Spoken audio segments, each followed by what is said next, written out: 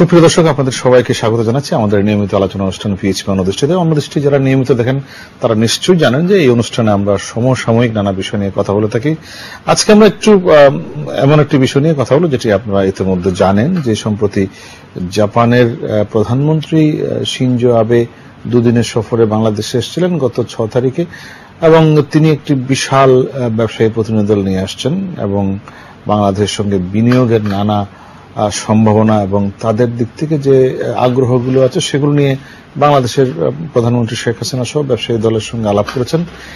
এর প্রেক্ষিতে একটা নতুন প্রণোদনা আমরা দেখতে পাচ্ছি, ব্যবসায়ীদের মধ্যে উৎসাহ দেখতে পাচ্ছি এবং বাংলাদেশে বিনিয়োগ হবে, কি কি ক্ষেত্রে বিনিয়োগ হবে তারও কিছু আলাপ আলোচনা হয়েছে। আমরা এগুলো নিয়ে কথা বলবো। আমার সঙ্গে দুজন অতিথি আছেন। আমার পাশেই জনাব আখতারুজ্জামান, আপনাদের অত্যন্ত পরিচিত প্রমুখ, তিনি সাবেক ডাকসু ভিপি, সাবেক এমপি, বর্তমানে প্রশাসক গাজীপুর জেলা পরিষদের। আছেন জনাব এম এ মোমেন, একজন ব্যবসায়ী নেতৃবৃন্দ, তিনি পরিচালক বিসিসিআই এবং সাবেক সভাপতি ডিসিসিআই। আপনার দুজনকেই স্বাগত জানাচ্ছি। একটু জনাব মোমেন, আপনাকে দিয়েই শুরু করি যে খুবই অল্প সময়ের সফর, কিন্তু একটি সফর যে কত অল্প সময়ের মধ্যে হলো, কত ইফেক্টিভ করা যেতে পারে, এটা অন্তত শিনজো আবের সফরটি দেখলে বোঝা যায় যে তিনি এসেই সরাসরি অনেকগুলো রাষ্ট্রীয় কর্মসূচি তো আছেই, সেগুলো করার পরে তিনি সরাসরি ঢুকে গেলেন প্রথম আপনাদের সাথে, ব্যবসায়ীদের সাথে একটি বৈঠক, এবং তিনি কিছু কথা বলেছেন। আমি জানি যে আপনি বিষয়গুলো নিশ্চয়ই দীর্ঘদিন ধরে কাজ করছেন এবং জাপানও যে মাননীয় প্রধানমন্ত্রী গেলেন গত মে মাসে, তার পরবর্তীতে ফিরতি ভিজিট, ফলে অল্প সময়ের মধ্যে আরেকটি সফর, সব মিলিয়ে একটা জাপানি বিনিয়োগের ব্যাপারে একটি ব্যাপক উৎসাহের কথা অনেকেই বলছেন। আপনাদের কি উপলব্ধি? আমাদের উপলব্ধি অবশ্যই ব্যবসায়ীরা, যেটা ব্যবসায়ীদের একটা মোটো আছে, ব্যবসার উন্নতি মানে বাংলাদেশের উন্নতি। বা জাপান বাংলাদেশের অত্যন্ত একটা ঘনিষ্ঠ বন্ধু।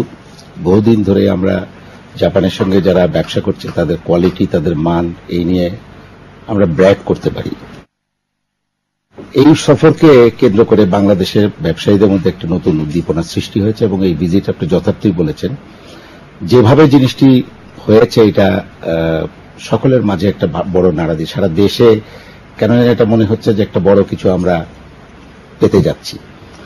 জাপানের যে আমাদের প্রথম যখন আমি শুনেছি যে আমাদের জাতির জনক প্রথম গিয়েছিলেন, তখনই বলেছিলেন জাপানকে দেখে যে ফলো জাপান। এর কারণ ছিল জাপান তেমন রিসোর্সের চেয়ে তাদের যে টেকনিক্স, তাদের যে টেকনোলজি, সেটা তারা আহরণ করেছে এবং বিশেষ করে দ্বিতীয় মহাযুদ্ধের পরে তারা যেটা সামনে দেখেছে সেটা হচ্ছে যে তারা যুদ্ধ, তারা মারামারি, হানাহানি এইসবের থেকে তারা এটাকে পরিত্রাণ করে তারা মানুষের জীবনকে, তাদের মানুষের লিভিং স্ট্যান্ডার্ডকে কিভাবে উন্নতি করা যায় সেটার উপর তারা জোর দিয়েছে। জোর দিয়ে তারা এই যুদ্ধের বড় ভিকটিম তো তারাই সবচেয়ে, যে দুটো পারমাণবিক বোমা তাদের উপরই। সেই থেকে তাদের যে চিন্তা চেতনা, সেটা আস্তে আস্তে তাদের সেই টেকনোলজি তারা শুধু নিজেরাই গ্রো করে নেই, তারা আশেপাশে আজকে কোরিয়াতে দেখেন, আজকে চায়না দেখেন, আচ্ছা যেখানেই চাচ্ছেন তাদের টেকনোলজি সেখানে গিয়েছে এবং তারা তাদেরকে সম্পৃক্ত করে বড় হয়েছে। তো জাপানের সঙ্গে বাংলাদেশের এখন যে সম্পর্ক, সেটা আমরা যদি ট্রেড দেখি, ভলিউমটা মাত্র $2 বিলিয়ন। জাপান শুধু আরএমজি গার্মেন্টসই নাকি ইম্পোর্ট করে $30 বিলিয়ন উপরে। তাহলে দেখা নিজেদের দেশের জন্য। এবং হোয়াইট শার্ট নাকি পৃথিবীর সবচেয়ে বেশি হোয়াইট শার্ট তারা ইম্পোর্ট করে। তো সেখানে আমরা শুধু $1 বিলিয়ন দিতে পারছি, তাহলে বাকি কেন দিতে পারছি না? বড় বাজার আছে, বড় বাজার আছে। আপনি দেখেন Japan 8,800 item duty free, quota free আমাদেরকে দিয়েছে, অ্যাক্সেস দিয়েছে, কিন্তু সেইখানে মার্কেটে আমরা দিতে পারছি না। অথচ আমরা ইউরোপে $24 বিলিয়ন আমরা আমরা বাইরে আমাদের আরএমজি, আমেরিকায় অন্যান্য 30, হ্যাঁ আমেরিকাও করছি, কিন্তু আমরা ওখানে যেতে পারছি না। কোয়ালিটেটিভ কিছু জায়গায় সমস্যা আছে, হয়তো তারা যে কোয়ালিটি চায় সেটা আমরা দিতে পারছি। এখন আমরা সে দুয়ার উন্মোচন হয়েছে। এখন যেটা আরেকটা জিনিস নতুন একটা আঙ্গিক হচ্ছে, সেটা হচ্ছে যে বিগ বির কথা হয়তো শুনেছেন, যেটা বলেছে যে সেখানে বাংলাদেশকে তারা সম্পৃক্ত করতে চায়, কারণ জিওপলিটিক্যালি বাংলাদেশের যে অবস্থান সেটা ভারত মহাসাগর এবং প্যাসিফিক ওশেন, সেই মহাসাগরের মাঝখানটায় আমাদের যে ইয়েটা, সেখানে একটা বিরাট রিসোর্সেস আছে, সেটাকে পুঞ্জি করে এই বিগ ইন্ডাস্ট্রিয়াল গ্রোথ এবং বেল্ট, এই বেল্টে সবাইকে নিয়ে তারা চাচ্ছে এগুতে এবং সেখানে যে রিসোর্সগুলোকে হার্নেস করে বাংলাদেশ কিভাবে তাতে একটা ডিউ রোল প্লে করতে পারে সেটাও একটা ইম্পর্টেন্ট। সেটা অন্য দিক থেকে হয়তো চায়নাও চেষ্টা করছে, বাট আমাদেরকে নিয়ে তারা দেখছে যে ইন্ডিয়া একটা বড় মার্কেট, আপনার মিয়ানমার একটা মার্কেট, বাংলাদেশ একটা মার্কেট। তার মাঝখানে বাংলাদেশের আপনি চিন্তা করেন যে 160 মিলিয়ন পিপল, জাপানের যে ইন্টেলিজেন্ট প্রসেসটা, এটা যদি আমরা আমাদের যে ইয়াং ইউথ যারা এখন আপনার এই যে মিডল ইনকাম, যে গ্রোয়িং একটা মিডল ইনকাম গ্রোথ আমাদের যে হচ্ছে, সেটা যখন যদি আপনি দেখেন তাহলে আমরা একটা বড় মার্কেটও জাপানের জন্য। তো জাপান যদি আজকে যেটা আমরা ল্যাক করছি সেটা হচ্ছে টেকনোলজি, এবং জাপান সেই টেকনোলজি ট্রান্সফারটা করতে চায়। আমরা যদি সেই ক্ষেত্র তৈরি করে তাদের অনেক ইন্ডাস্ট্রি বাংলাদেশের মতো দেশে আনতে চাই, যেটি আমরা এই যে বিগ বির আওতায় তারা কিন্তু রিলোকেশনও একটা তাদের পার্ট, যেটা আপনি হয়তো শুনে থাকবেন এখন বলা হয় ইকোনমিক্স, যেটা অ্যাবি সাহেবের ইয়েতে, সেখানে কিন্তু ইকোনমিক্স বলা হয়। সেখানে হচ্ছে যে তাদের গুরুত্ব হচ্ছে স্ট্যান্ডার্ড অফ লিভিং ইমপ্রুভ করা, জাপানের অর্থনীতি আরো একটু গ্রোথ করা, যেটা একটু হয়ে গেছিল, স্থবির হয়ে গেছে, সেটাকে আবার রিজুনেট করা, এবং তাদের যে ইন্ডাস্ট্রিগুলো আছে যেগুলি লেবার ইন্টেন্সিভ, বিশেষ করে জানেন আপনি যে জাপানের তো গড়ায়ু অনেক ফল করেছে, আর বাংলাদেশের 65% মানুষই হচ্ছে এখনো 30 বছরের নিচে। আমাদের যে লেবার ফোর্স, আমরা যে কম্পিটিটিভ লেবার দিতে পারি, এবং আমাদের যে কস্ট অফ প্রোডাকশন, সেটা এখন কম্পিটিটিভ ইন দ্য ওয়ার্ল্ড এবং ওয়ান অফ দ্য লোয়েস্ট, যার জন্য দুইটা বড় বিরাট একটা জায়গা। এই জিনিসটা, এই জায়গাটা এক্সপ্লোর আমি আসবো আপনার কাছে। আবার যেমন আপনি রাজনীতি করেন, রাজনীতিবিদ, কিন্তু জাপানের অর্থনীতি নিয়ে আপনার অনেক অভিজ্ঞতা। আমি জানি যে আপনি নিজেও জাপান সফরে গেছেন বহুবার, জাপানের সাথে আপনার এই ইকোনমিক্স এর ব্যাপারটা এখন যে তারা একটা হিউজ পটেনশিয়াল নিয়ে আসতে চায়, $6 বিলিয়ন তারা অফার করেছে, পাশাপাশি আরো তো আছে নানা রকমের। এখন আমাদের নিজেদের সক্ষমতা আসলে কতখানি, এটি একটি বড় বিষয়। অনেকেই বলেন যে this is the major challenge, যে আপনাকে সহযোগিতা করতে চায়, কিন্তু সহযোগিতা আপনি কতখানি ব্যবহার করতে পারবেন, এটি হচ্ছে সবচেয়ে বড় গুরুত্বপূর্ণ। আপনার কি তাই মনে হয়? একটা খুব গুরুত্বপূর্ণ বিষয় আপনি উপস্থাপন করেছেন, এবং বিশেষ করে গত 6 তারিখে এবং 7 তারিখে আমাদের মাননীয় প্রধানমন্ত্রী শেখ হাসিনা এবং জাপানের মাননীয় প্রধানমন্ত্রী শিনজো অ্যাবে, এই দুইজনের বাংলাদেশে উপস্থিতি এবং যে দিক নির্দেশনা, এটা শুধু বাংলাদেশ নয়, এই সমস্ত এশিয়ার একটা বৃহত্তর অঞ্চলকে খুব ব্যাপকভাবে দৃষ্টি আকর্ষণ করেছে, এবং বাংলাদেশে তো খুব উৎসাহ উদ্দীপনার সৃষ্টি হয়েছে, এবং কি জাপানেও উৎসাহ উদ্দীপনার সৃষ্টি হয়েছে। এটা মূলত গত মে মাসে জাপানের পররাষ্ট্রমন্ত্রী মিস্টার কিশিদা বাংলাদেশ ভিজিট করছেন, এবং তার ফলো আপ ভিজিটে মাননীয় প্রধানমন্ত্রী শেখ হাসিনা জাপান ভিজিট করলেন গত মে মাসে।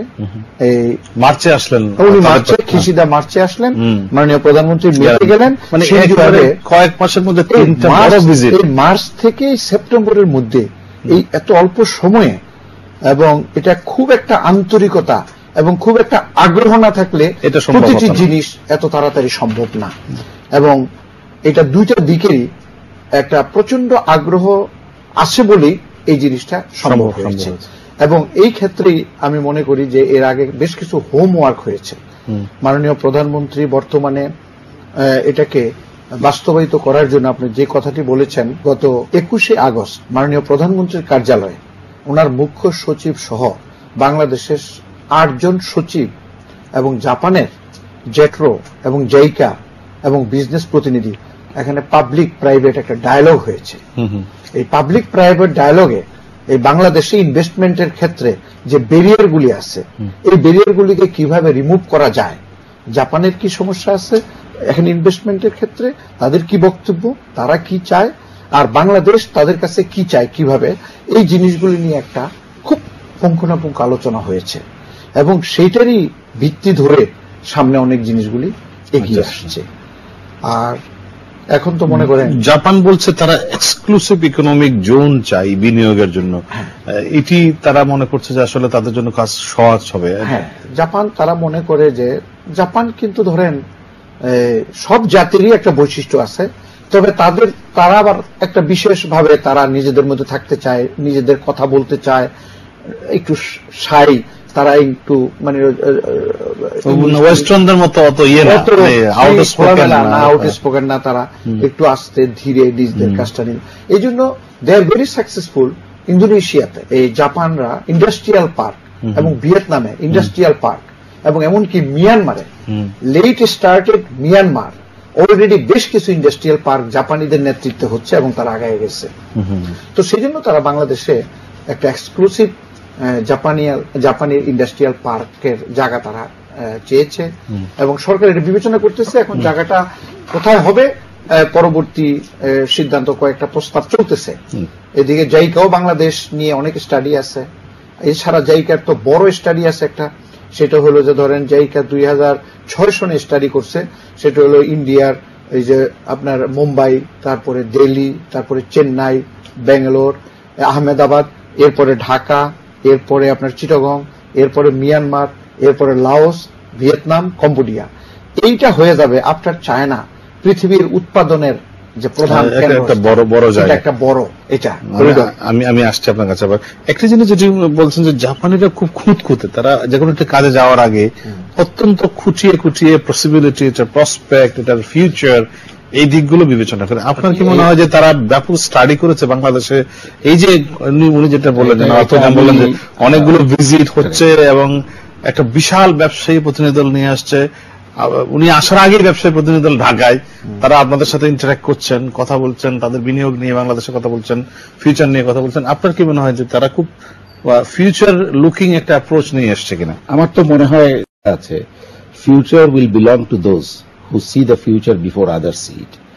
জাপানিজরা কিন্তু ইলেকট্রনিক্সের ফিউচার আগেই দেখেছে, টেক্সটাইলের ফিউচার আগেই দেখেছে, যেই জিনিসগুলো দেখেছে তারা সেটা সাকসেসফুল হয়েছে। এখন আমরা যদি তাদের এই ফিউচারিস্টিক লুকের সঙ্গে আমরা যদি নিজেদেরকে সম্পৃক্ত করি এবং ওনারা যে আমাদের যে সিরিয়াস ইন্টারেস্ট দেখিয়েছে, এই জিনিসটা যেখানে আজকে রেখে গেছে, এই জায়গা থেকে যদি আমরা এই ফুটপ্রিন্টসগুলো না পিক আপ করি, this is a golden opportunity for Bangladesh. বাংলাদেশের একটা গ্রোথ ট্র্যাজেক্টরিতে আমরা আছি, যে ট্র্যাজেক্টরিতে আমরা সমস্ত যা যা আনুষঙ্গিক, যেটা আপনার এই যেটা বললাম যে low cost labour, man power, একটা স্কিল যাদেরকে আমরা বিরাট বড় একটা গ্রুপ ইউথ, এই ইউথদেরকে যখন আমরা আপনার হার্নেস করতে পারবো এবং কাজে লাগাতে পারবো, সেটা বিরাট হবে। এবং খুব আক্তার ভাই কথা খুব যথার্থই বলেছে, জাপানিজরা খুব sensitive people, they work in details. আমি তো ধরেন আজকে 20 বছর আমার একটা যৌথ একটা আছে জাপানিদের সঙ্গে, আমি এদের সাইকোলজি দেখেছি। এখনো আমাদের মধ্যে প্রবলেম আছে। যেমন ধরেন জাপানিজকে যদি বলেন আপনি তো যাচ্ছেন না, আপনি বলবেন না আমি যাচ্ছি না, তা আমরা বাংলাদেশে পড়ি, ওরা বলবে মানে আমি যাচ্ছি না মানে এরকম, তা আপনি বুঝবেন যে ওনারা বোধহয় যাচ্ছে। হ্যাঁ হ্যাঁ মানে বলছে যে না আমি যাচ্ছি না। এখনো বডি ল্যাঙ্গুয়েজের এক্সপ্রেশন আছে এবং তারা খুব ডিটেইলে জিনিসপত্র দেখে আপনার সাথে আলাপ করবে, আপনি তাদের টলারেন্স দেখে আশ্চর্য হয়ে যাবেন। কিন্তু যেটা হয়েছে এবার, যে এই যে সিরিজ অফ মিটিং এর ফলে যে জায়গায় আমরা এসছি, যখন তারা once they agree to something, এই যে মুখে বলে গেল যে we are ready, now are you ready, the ball is in your court, are you ready to drive, আমরা আছি, we will control the traffic light, are you ready to drive, আমরা দিব বাকি সব যা করার। এখন দেখেন কোন জায়গায় এসছে, if you lose this opportunity. কারণ এইখানে আজকে আমাদের যে সুবিধা, একটা ম্যানুফ্যাকচারিং বেস বাংলাদেশে হলে, এই যে বড় ঘাটতি 8,800 আইটেম আছে যেটা দিয়েছে আমরা দিতে পারছি না, কেন? আমাদের ক্যাপাসিটি নাই। তো ক্যাপাসিটি ডেভেলপমেন্ট করবেন কিভাবে? এটা শুধু কি খালি বিজনেসম্যানদের তো ইগো? আমরা তো চেষ্টা করে যাচ্ছি, আমাদেরকে অপরচুনিটি দিলেই বাংলাদেশকে আমরা এগিয়ে নিতে চেষ্টা করি। আমি যেটা বললাম আপনাকে যে বিজনেসম্যানস গ্রোথ ইজ বাংলাদেশের গ্রোথ, এবং এটা প্রুভ করেছে। যেখানে আপনি সুবিধা করে দিয়েছেন, যেখানে রেগুলেটরি বডিজ গুলো ইজ আপ করেছে, সিম্পলিফাই সেখানে ডেভেলপমেন্ট করেছে। এখন আমাদের কাজগুলো কি? এই যে রেগুলেটরি বডিজ যারা আছে, যেটা বললো, I was very lucky to be a part of that meeting, যে মিটিংটা আমাদের বাংলাদেশের private sector, public sector, government একসঙ্গে এই প্রথমবার একটা মিটিং হয়েছে, যেখানে এক্সক্লুসিভ ডিসকাশন হয়েছে এবং যেগুলিকে ইনক্লুসিভ করে যেসব ফাইন্ডিংস গুলো হয়েছে। জাইকা ছিল, জেট্রো ছিল, ইভেন এম্বাসি অফ জাপানের অ্যাম্বাসেডর সাহেবও ছিলেন, এবং একই সঙ্গে আমাদের ঊর্ধ্বতম, যেখানে আপনি ইনফ্রাস্ট্রাকচারে ধরেন অবকাঠামোতে যেগুলি লাগবে, আজকে গ্যাস, ইলেকট্রিসিটি, আজকে ওয়াটার, স্যানিটেশন, আপনার ফাইন্যান্সিয়াল অ্যাক্সেসিবিলিটি, এই সবগুলো জিনিসকে ইনকর্পোরেট করে যারা, এবং যারা ডিসিশন মেকার, তারাই ছিলেন সেখানে। তো তারা কিন্তু খোলামেলা আলোচনা করেছেন। First meeting I felt was a very big prime mover, এখন এটাকে এই যে যারা তারা যে কথাটা বলে গেছেন আপনি এখন ফলো আপ করতে হবে। ফলো আপের জন্য আপনার কি মনে হয় যেন আমরা কি are we ready to kick off? এই পয়েন্টে বলতে চাই যে সব সময় সব জিনিস হয় না, আবার কিছু সময় আছে ওই টাইমে সব জিনিস হবে এবং এটা মিস করলে অনেক দিনের জন্য মিস হয়ে যাবে। তো আমি মনে করি দিস ইজ এ মাহেন্দ্রক্ষণ। বাংলাদেশের এন্টারপ্রেনাররা, বাংলাদেশের শিল্পে যারা নিয়োজিত, তাদের আজকে নিজেরা বহু ট্রায়াল এরর বহু কিছুর মধ্য দিয়ে আজকে এমন একটা জায়গায় আসছে যে তারা এই ধরনের জিনিসগুলি রিসিভ করার জায়গায় আসছে। এক তো আপনার যে মূল প্রশ্নটা সেটা হলো যে তারা জানিয়ে আসছে, তবে এইটা জিনিস খুব ইম্পর্টেন্ট, জাপানের নিজেদের কাজের যে গতি আর আমাদের যে কাজের গতি এটার মধ্যে অনেক বিরাট গ্যাপ রয়ে গেছে। যেমন ফর এক্সাম্পল আজ থেকে 8-9 বছর আগেও কিন্তু যখন জাপান ঠিক করলো যে চায়নাতে আপনার লেবার কস্ট বেড়ে গেছে, চায়নাতে আর অ্যাভেলেবেল মানুষ পাওয়া যাচ্ছে না, চীনের সাথে একটা বীরত্ব আছেই, ডেভেলপ করে।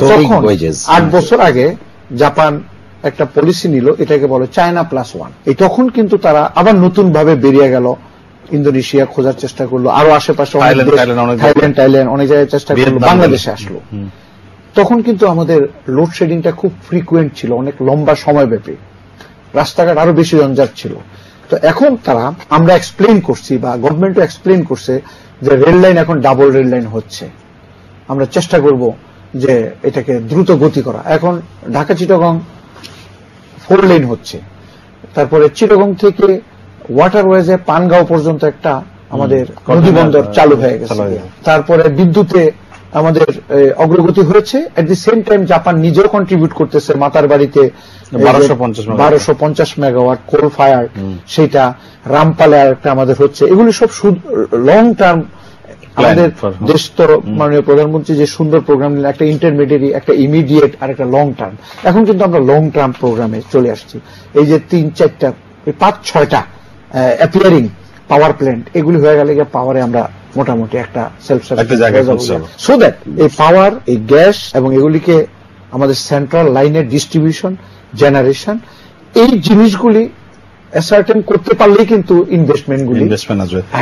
আমি একটু আমরা খুব মনোযোগ দিয়ে খেয়াল করে দেখলাম এই ভিজিটের সময় যে জাপানের যে রাষ্ট্র পরিচালনা যারা করেন তাদের সঙ্গে ব্যবসায়ীদের যে ওয়ান্ডারফুল একটা ইকুয়েশন, চমৎকার, এবং মনে হয় যেন তারা একই সাথে কাজ করেন।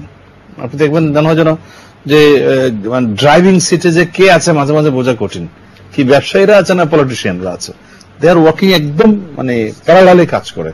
আপনার কি মনে হয় যে এবার সেটার কিছু এক্সপোজিশন আমরা দেখেছি? দেখেন, আমরা দেখেও তো কিছু শিখি। এই যে আপনি এটা বলেছেন, এটা চমৎকার অবজারভেশন, এটা ট্রু, এবং তারা খুব সহজে চলে যেতে পারে। তা আমার কাছে একটা ভালো জিনিস লাগছে যে গত কয়েক বছরেই আমরা যেটা দেখেছি যে আমাদের বাণিজ্য মন্ত্রণালয় বলেন, আমাদের প্রধানমন্ত্রীর দপ্তর বলেন, এটা বিজনেস ফ্রেন্ডলি হয়েছে।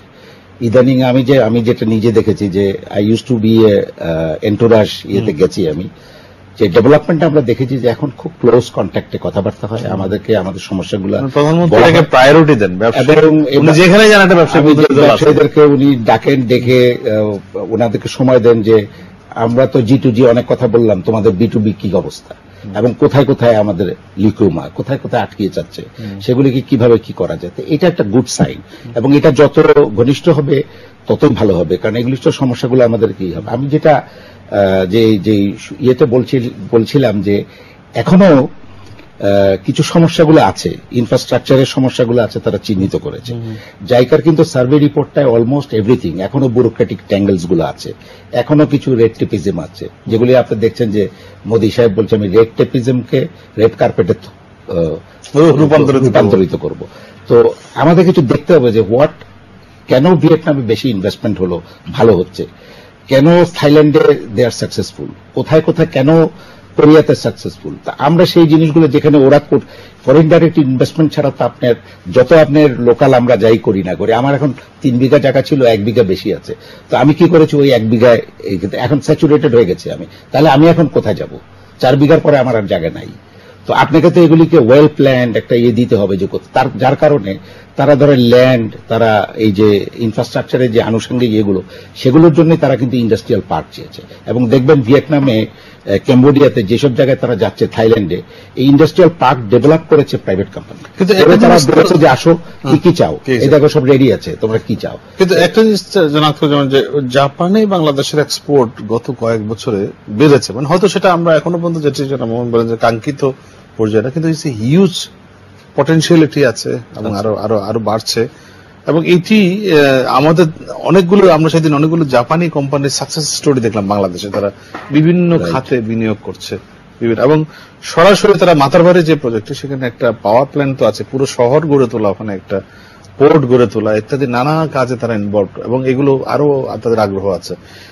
পার্টিকুলারলি কোন বিষয়টার উপর জোর দেওয়া দরকার, আপনি কি আপনার আলাপ আলোচনায় কি মনে হয়েছে যে এই আলাপ আলোচনা শুনে এই সফরের মধ্যে? প্রথমত ধরেন, এই যে আজকে ফার ইস্ট মানল বেশি পূর্ব এশিয়া, তারপরে আসিয়ান কান্ট্রি, এই সমস্ত কিছু অ্যাচিভমেন্টের পিছনে জাপানের একটা বহুত বড় অবদান আছে একটা। এবং জাপান ব্যবসা তো করতে আসবেই, ব্যবসার পুঁজিবাদের যে নিয়ম সে অনুযায়ী দুনিয়ার সবাই সে ব্যবসা করবে, কিন্তু জাপানিদের এক্সট্রা হইল, জাপানিরা যখন বসে তাদের একটা বসার একটা রীতি আছে। জাপানিরা যখন একজনের সাথে আরেকজনের শ্রদ্ধা বিনিময় করে, সেটার একটা রীতি আছে। অনেকগুলি জিনিস শেখার আছে, ডিসিপ্লিন দেখার আছে। আর জাপানের কিন্তু কোনো প্রাকৃতিক ব্যাপক কোনো সম্পদ নাই। একটা রিমোট আইল্যান্ডের মানুষ সারা পৃথিবীতে কিছুদিন আগে largest second economy of the world ছিল, এবং এখনো তারা কি কাজ করে এটা 30 বছর পরে বোঝা যায়। আজকে যেটা শুরু করছে তারা, বা 30 বছর যাবত করতেছে, এটা আমি আপনি জানি না। তারা সোলারের উপরে এবং পৃথিবীর সমুদ্রের উপরে, পানির নিচে এবং আকাশে তাদের যে রিসার্চ এবং বিচরণ, এবং এটাকে তারা এগুলিকে নিয়ে আসতে চায়। সারা পৃথিবী থেকে র মেটেরিয়াল নিয়ে তারা একটু সুন্দরভাবে বানায় সারা পৃথিবীতে বিক্রি করে আজকে অটোমোবাইলে তারা এখন পর্যন্ত লিডার কান্ট্রি সারা পৃথিবীতে। কাজেই তাদের কাছ থেকে শুধু বাণিজ্য ইনভেস্টমেন্ট নয়, আমাদের অনেক কিছু শেখার আছে, অনেক কিছু শেখার আছে আমাদের এই দেশটাকে। আমাদের প্রচুর মানব সম্পদ আছে, কিন্তু মানব আছে, এটাকে সম্পদে পরিণত করার জন্য, এটাকে স্কিল করার জন্য, এডুকেটেড করার জন্য, ইফিশিয়েন্ট করার জন্য জাপানিরা কিন্তু 1 সেকেন্ড গুলা বিজনেস করে। They don't want to spoil even a second. আমি এই সিস্টেমটার উপরে, এটা হচ্ছে তারা যখন একটা জিনিস ভিজুয়ালাইজ করে, প্ল্যান করে, তারা বলে পিসিডি সার্কেল। প্ল্যান করবে, কন্ট্রোল করবে, তারপর ডেভেলপ করবে, এবং এটি আবার রিং এ ঘুরবে।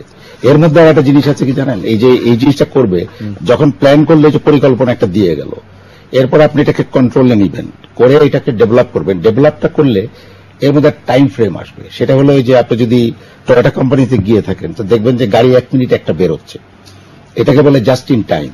এবং এন্ড অফ দ্য ডে 480টা যত মিনিটে ততটা গাড়ি বেরোতে হবে, সেটার জন্য পাগল হয়ে যায়।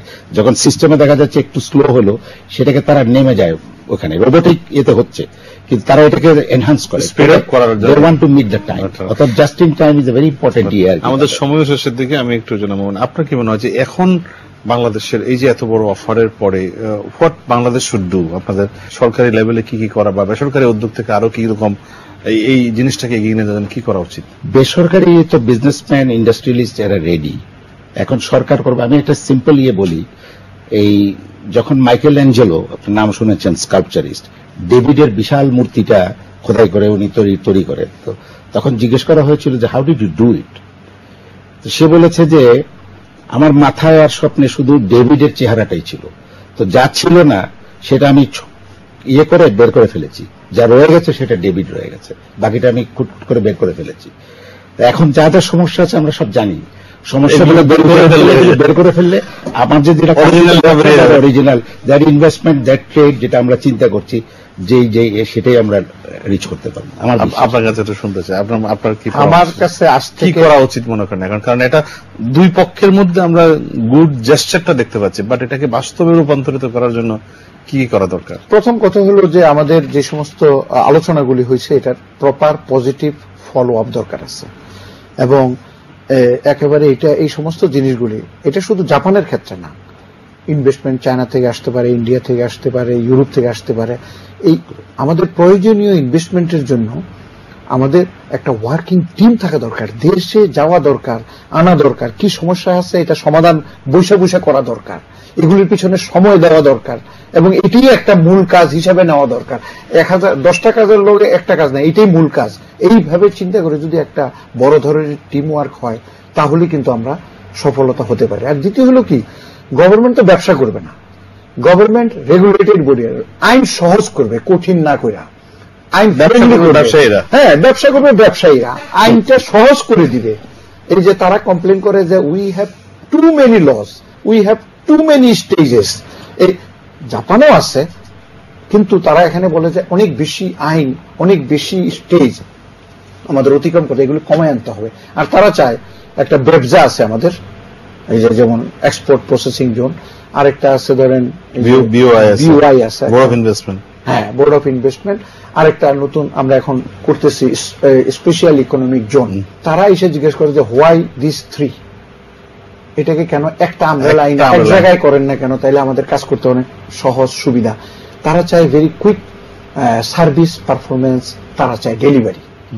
তো আমরা এই সমস্ত জায়গাগুলি একটু, এগুলো তো পলিসি মেকারদেরকে শুধু একটাই অ্যাড করতে চাই, খুব চমৎকার করে সাম আপ করেছে। আমি যেটা একটা কনসেনসাস হতে হবে, একটা মডাস অপারেন্ডি, যে মডাস অপারেন্ডিতে আপনার সমস্ত রাজনৈতিক দলগুলোকে একত্র করে একটা পজিটিভ চেঞ্জ আনার সুদৃষ্ট পদক্ষেপ থাকতে হবে, এটা মাস্ট। সেই কঠিন উচ্চারণটি সর্বশেষে করলেন জনাব মোমেন, যে সব রাজনৈতিক দলকে একই একটা মোডাস অপারেন্ডিতে নিয়ে আসে। বাংলাদেশে এর চেয়ে কঠিন কাজ বোধহয় আর কিছু নেই। তারপরেও বাংলাদেশের মানুষের মধ্যে একটা অফুরন্ত প্রাণশক্তি আছে। আমরা দেখেছি যে দেশের মানুষ একেবারে শত প্রতিকূলতার মধ্যে ঘুরে দাঁড়ানোর একটা তাদের মধ্যে সাহস এবং ক্ষমতা আছে। আমাদের সংকট আছে, কিন্তু সংকটগুলোকে কাটিয়ে আমরা অগ্রসর হতে পারি। বাংলাদেশে যদি আমরা একটু অতীতের দিকে তাকাই, এই দেশে একসময় রেশনে কাপড় দেওয়া হতো শার্ট বানানোর জন্য, আর সেই দেশ এখন নাম্বার 1 এক্সপোর্টার অফ শার্ট। হয়তো আমরা জাপানের মার্কেটে যেতে পারি না, অন্যান্য দেশে এখন second largest garments exporter in the world. এটি আমাদের অনেক উৎসাহ দেয় যে ভবিষ্যতের দিকে আমরা হয়তো আরো শক্তিশালী এবং পরিকল্পনা মাফিক যদি যেতে পারি, এদেশের মানুষ কিন্তু একদিন সত্যি সত্যি সেই স্বপ্নের কাঙ্ক্ষিত বাংলাদেশ পাবে। সেটার অপেক্ষায় রইলাম আমরা। জনাব আখতারুজ্জামান এবং মোমেন, দুজনকে ধন্যবাদ জানাচ্ছি আজকে আলোচনা। দর্শক, আপনাদেরকেও অনেক ধন্যবাদ জানাচ্ছি অনুষ্ঠানটি দেখার জন্য। আপনাদের সবার জন্য শুভকামনা। ভালো থাকুন সবাই, সুস্থ থাকুন।